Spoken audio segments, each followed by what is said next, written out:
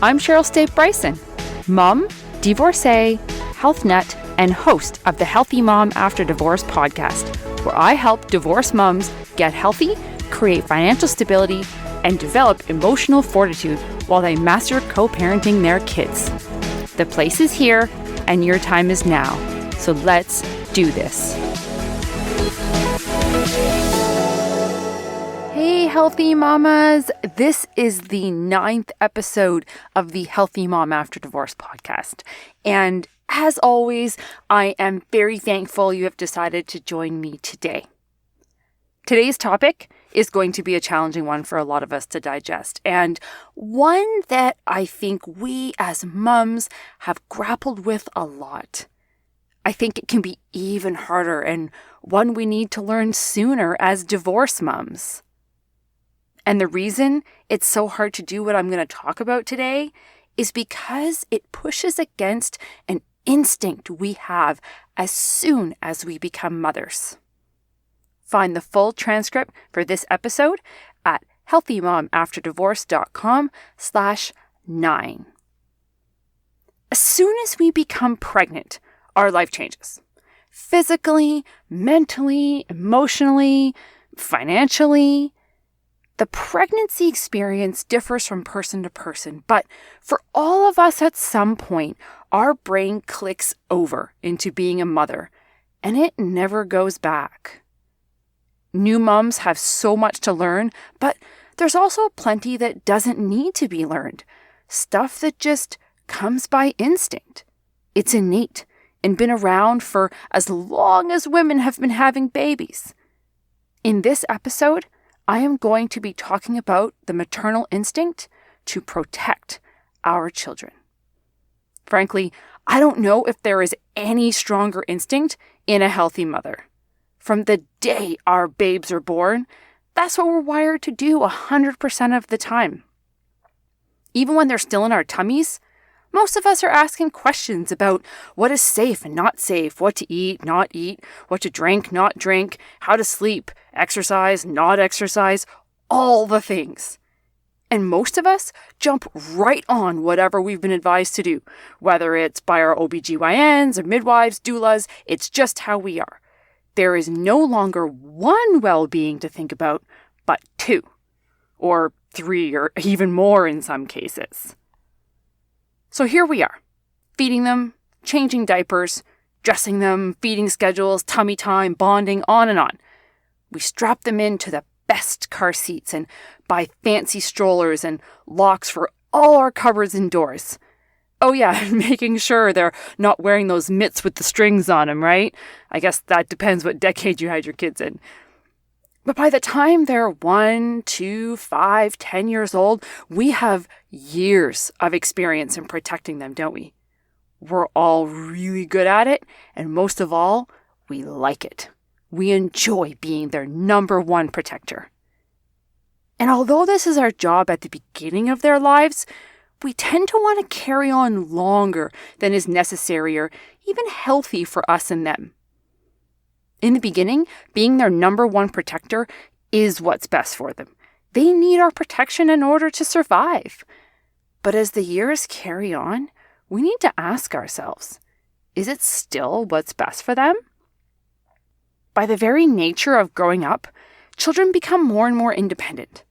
They start walking and climbing. They start playing in the other room without you in it. They start getting their own snacks and their own water. They start dressing themselves. Before long, they're riding their bikes, they're walking to school, or hanging out with friends on weekends. They're doing their own homework, driving their cars, and getting jobs. And at every new stage, it becomes harder to protect them, doesn't it? It's so easy to do it when they're little. They stay in one spot when you put them down. But when they're 15 and hopping into a car with their friend who drives to go to the mall, it becomes a lot harder. I'd say outright impossible. But we hold on to the belief that our job is to protect them, stop bad things from happening to them, prevent all the dangers from falling at their doorstep, block all the cruelty in the world so we can save them from ever having to feel all the hard feelings. And as that job becomes harder and harder, we naturally hold tighter and tighter. We worry more. We try harder to maintain our position as Chief Protection Officer in the business of motherhood. But honestly, if we take a step back, we start to see that our efforts are in vain, aren't they? We simply can't protect them all the time. As divorced moms, we have to face this reality sooner. If you're like me, you want to protect your kids from the uncertainty of the divorce, the big feelings that come with transitions, the stress and anxiety of knowing that their parents don't get along, the challenges of having two homes, the pain of not getting to see their mom or dad 100% of the time. But we don't get to protect them from those things, do we? Your kids do feel the uncertainty of your divorce. They do feel the big feelings around not getting to see their mom or dad every day. They do face the challenges of living in two homes where they don't have access to their favorite stuff all the time. They do feel the sting of transitions. And when you can't protect them, what do? Worry? Try harder? Take it upon yourself to fight to protect them every minute? What if, for a moment, you considered redefining your job as a mom? Maybe it's not about protecting them from all this stuff, but rather preparing them for it. Sometimes we keep ourselves trapped and unable to move forward when we refuse to accept our reality as it is. I talked in the last episode a little bit about when I discussed deciding what our experience of any given situation is. So if we're deciding to resist our situation, we're preventing ourselves from moving forward and building a healthy life within our circumstances as they are. And this is the same for our kids. Two things happen if we stay in constant protector mode for our kids. Number one, we send the message to our kids that there is something that they need protecting from, which in turn can cause undue stress and worry in them. Number two, our kids never learn the tools they can use on their own to respond in a healthy way to challenging or stressful situations. And if our kids constantly think there is something they need protection from, they will always be in a hypervigilant state of mind and in the, fight or flight response. It will keep them stuck thinking, my mom will rescue me because there's something to be rescued from. The situation is going to end. It will change. She'll fix it. Number one, no, you won't. Number two, there is nothing to rescue them from. This sounds harsh, I know, and I'm not talking about extreme situations where your children are in actual danger. I'm talking about the day-to-day realities of divorced co-parenting life. Do you have plans to rescue them from this? Can you change it? I'm guessing no. Even in the most amicable of divorces, there are inherent stresses that children will need to learn how to process and adapt to. If there is high conflict, there will be even more for them to learn how to deal with. And another step further, if your children are subjected to any form of abuse or manipulation, the sad reality is there is a good chance that you will still not be in a position to remove them completely from that situation. In short, you can't protect them all of the time, no matter how badly you want to. As divorced moms, this is something we need to learn to accept.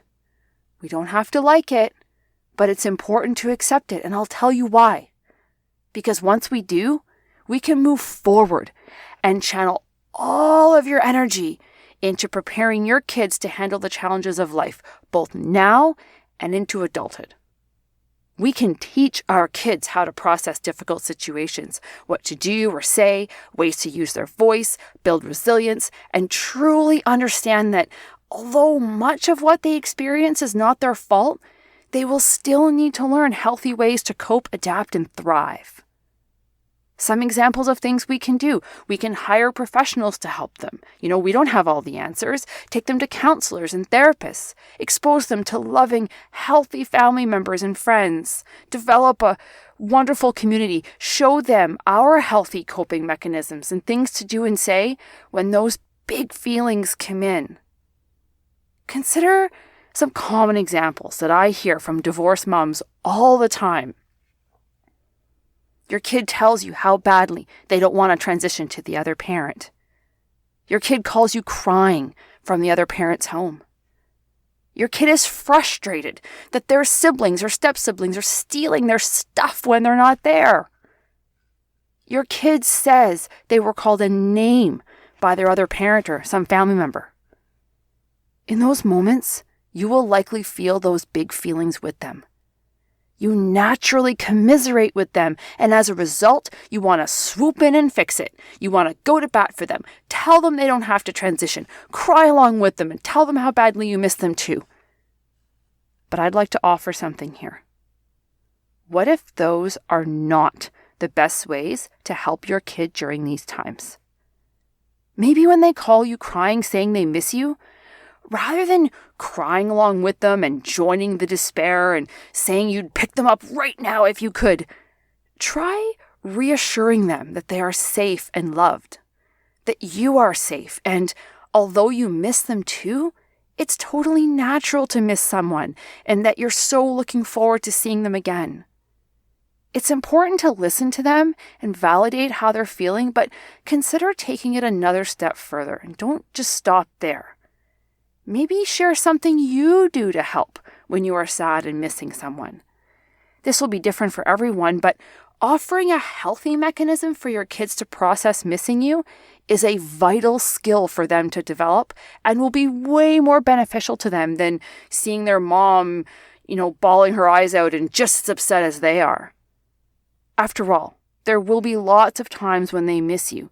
So the key here is not to burden them with how sad you are as well, but rather validate how they're feeling, relate to them, and then assure them it's nothing to be afraid of, and then teach them some tools. Now, another part of preparing your kids involves deciding what is, in fact, healthy and what is not. This may seem easy enough, but when the thing that may be best for your kid is not what you or they want to do, this becomes very tricky. But the goal is to prepare them. So these difficult choices may be the ones you have to make. Let's use the phone calls example again, since I know this applies to a lot of people and I hear about it all the time. When you have a phone call or video call with your kid when they're with the other parent, there's lots of pros. You get to hear each other's voice and possibly see each other's face. You get to connect with them. You get to touch base and, get a sense as to how your kid is doing. But there are some challenges to phone calls too, like lining up schedules or bad reception or internet connections or lack of privacy. These things can make the calls feel unnatural and stilted, but most of us find ways to manage, right? But there is one major con I'd like to point out. A phone call means that there will be a need for a goodbye. And this goodbye is essentially another transition, just in different form. So if transitions are something your kids are struggling with, it's possible that the pros of the phone call when they're with the other parent are far outweighed by the con of having to say goodbye to you again, especially if it causes them distress. The instinct to protect them likely feeds your need to call them and talk to them. You want to check in, you want to see them, hear them, make sure they're doing okay and are safe. But if hearing you and seeing you upsets them, because they now have to say goodbye again, I would reflect on that. And if your calls are daily, this presents a situation where they have to say goodbye to you over and over.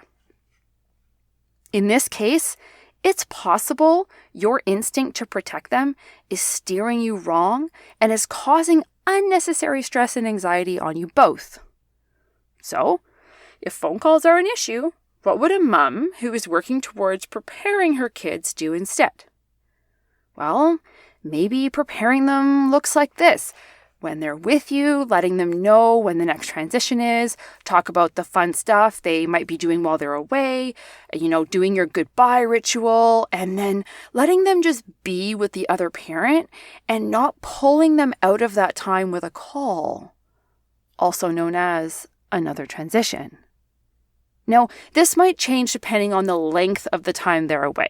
If they're gone for a longer time, like a week or two, a phone call to check in is likely important and something a lot of us do. But if it's 2 days or 3 days, consider whether or not a call is actually healthy for both of you. Ask yourself, do we need a call every day, or is it just what we've always been doing? What purpose does the call serve? Could my kids and I learn to go longer between calls in order to avoid another difficult goodbye? Could I learn to go another day without checking in on them? I am not saying this applies to everyone. I'm just offering an example and some food for thought if there are certain aspects of divorced co-parenting life that your kids may not be adapting to super well. What if we looked at raising kids in a co-parenting environment through the lens of preparation and developing resilience and healthy coping mechanisms for them to put into action without our direct intervention, rather than us constantly trying to protect and shield them, which A, doesn't work, and B, generally originates from a fear-based perspective. Those rabbit holes of what ifs. What if my kid is crying when they're with the other parent? What if they're scared or lonely? What if they don't talk to me every day? What if they're made fun of because their parents aren't married? What if they miss me? What if they stop needing me? I get it. We don't want these things for our kids, but we can't stop them from happening. They are all distinct possibilities, maybe even probabilities. I hope I haven't upset you, so let's take a step back and get perspective and use a less emotionally charged example. Say your boss wants you to contribute more at the monthly staff meetings. It's not something you're comfortable doing and you stress about it constantly. And when the meeting finally comes and it's your turn to talk, you try, but often stumble and can't get through your presentation. So, your boss, in an attempt to help you, speaks up and takes over for you during the meeting. In the moment, you're so relieved. They have saved you, rescued you from this embarrassing moment. But what happens when the meeting is over and the countdown is on until the next meeting? Do you feel better? Do you feel less stress? I'm guessing not. The anxiety over the next meeting kicks back up almost immediately. But what if instead of rescuing you during the meetings, your boss saw how anxious you are and helped prepare you for the meetings ahead of time? What if they offered you tools to prepare and tips and tricks to get back on track if you stumble during your presentation? How would that make you feel? I'm guessing you would feel more comfortable and grounded from being prepared by your boss. Your confidence would grow, and not only from the preparation, but also from the confidence your boss has in you to handle it yourself. And those skills would carry forward into lots of meetings and presentations you have to do in your lifetime. This boss won't always be around, but the skills they teach you will live in you forever. And even if you're never 100% confident that you won't stumble sometimes in your presentations, you'll have the confidence that no matter what happens, you can handle it. Your overall anxiety will drop, giving you the space to get better and better at handling presentations and just generally dealing with life's stressful situations. Now let's apply that to our kids. And if you need help with this and coming up with specific strategies for your family, I can help. This is one of the things we work on in my 4-month VIP stability program. What if we stopped trying to swoop in and rescue our kids all the time? And I ask this for 2 reasons. 1, we can't actually rescue them, and 2, it doesn't help them in the long run. It doesn't teach them confidence in their ability to handle situations or process their emotions in a healthy way. They are going to miss you lots in their lifetime. They are going to miss many people in their lifetime. So let's help them learn how to miss us and the other people they care about. Let's teach them how to make healthy choices when we're not around. Let's help them learn how to process all the difficult emotions in a way that makes them feel capable in their ability to handle them when we're not always available. Because we're not. This will not only help your kid feel capable and independent and stable in the face of challenging situations and hard emotions, but it will also help you sleep better at night, knowing that you are building, bit by bit, your kids' resilience and confidence in themselves to handle what comes their way when you're not there. Imagine how much easier you will rest knowing and believing that your kids are okay. As healthy divorced moms, let's work to raise grounded, resilient kids that grow up not asking why their mother didn't protect them, but rather appreciating a mother who taught them how to protect themselves. You know how this ends, healthy mamas. Chin up. And remember, healthy moms raise healthy kids.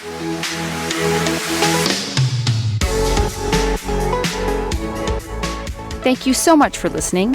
Please leave a review. And if you like what you heard, share this episode with other mums. Don't forget to follow me on social media. And if you want to learn more about me and what else I have to offer, head over to healthymomafterddivorce.com. I can't wait to connect with you.